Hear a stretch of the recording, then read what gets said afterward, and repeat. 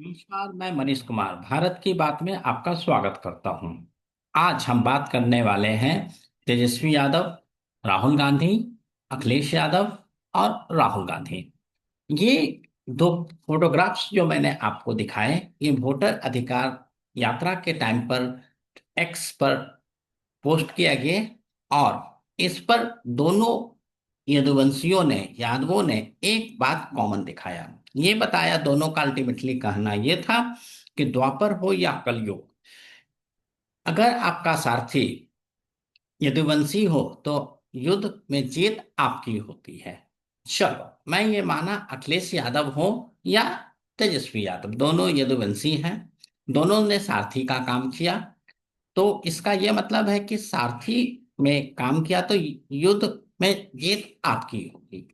और अखिलेश यादव ने तो ये महाभारत का एक फोटोग्राफ्स लगाते हुए भी इन्होंने पोस्ट किया कि इस बार हम युद्ध जीत रहे हैं। चलो, सारथी यदुवंशी है ना, इसमें आपको शक है ना हमें शक है। तो युद्ध कौन जीतेगा? महाभारत में हमने क्या देखा था कि जब कृष्ण भगवान यदुवंशी होकर सारथी बने थे तो अर्जुन या पार्थ थे, वो जो युद्ध जीते थे। तो इन दो फोटोग्राफ्स में अखिलेश यादव और तेजस्वी यादव सारथी बने हैं। तो युद्ध कौन जीतेगा? राहुल गांधी। तो जब युद्ध राहुल गांधी जीतेंगे तो बिहार और यूपी से आरजेडी और एसपी का बंटाधार होना निश्चित है। और जो दिख रहा है, आप किसी भी मोमेंट पर देख लें, वोटर यात्रा अधिकार में आप देखें कि बहुत सारे व्यक्तियों को लाया गया जिनका नाम हटाया गया था वोटर लिस्ट से, लेकिन बाद में पता चलता है कि उनका नाम वोटर लिस्ट में ही है। इस तरीके से बहुत सारे उदाहरण हैं, लेकिन सिर्फ मैं इसी मुद्दे पर लेके बात करता हूँ। सारथी यदुवंशी है तो जीतेगा पार्थ, जो लड़ाई लड़ रहा है। लड़ाई आप किसी भी पिछले एक महीने के मीडिया कवरेज पर देख ले तो पूरा फोकस कैमरे का राहुल गांधी पर है, तो राहुल गांधी जीतने वाले हैं। तो अगर कांग्रेस यूपी और बिहार में जीतता है तो आरजेडी और समाजवादी पार्टी का क्या होगा? तो ये हमें समझ में आना चाहिए कि कांग्रेस बिहार और यूपी में कम से कम स्टेट इलेक्शन में तो जीतने वाला नहीं है। तो राहुल गांधी का जो नजर है, तो क्या राहुल गांधी बिहार और यूपी के चीफ मिनिस्टर बनने वाले हैं? नहीं, वो प्राइम मिनिस्टर पर उनकी नजर है। तो बिहार और यूपी में अगर उन दोनों जो मेन पार्टी है वो सारथी बन जाते हैं तो जीतने का श्रेय आप किसको दे रहे हो? कांग्रेस को। और जो कांग्रेस का वहां पर कोई व्यक्तित्व नहीं है, कोई संगठन नहीं है, तो कांग्रेस तो जीत नहीं सकती है। तो इन दोनों स्टेट में राहुल गांधी अपना मुद्दा सेट कर रहे हैं 2029 के लिए कि जितने भी उनके वोटर हैं, चाहे वो मुस्लिम हो या दलित हो या क्रिश्चियन हो, वो कांग्रेस की तरफ रुख करें और उनका जो मोह है वो आरजेडी और समाजवादी पार्टी से भंग हो।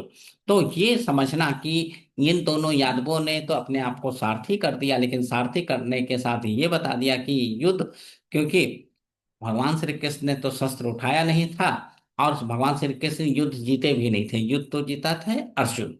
तो ये दोनों यदुवंशी तो युद्ध जीतने वाले नहीं हैं। तो जीतेगा कौन? राहुल गांधी। लेकिन राहुल गांधी का न यूपी में न बिहार में कोई संगठन है, तो वो भी नहीं जीतेगा। तो इसका मतलब जब सारथी नहीं जीता, पार्थ नहीं जीता, तो अल्टीमेटली बीजेपी जीतने वाली है। और इसी के साथ आरजेडी और समाजवादी पार्टी का डाउनफॉल शुरू होने वाला है।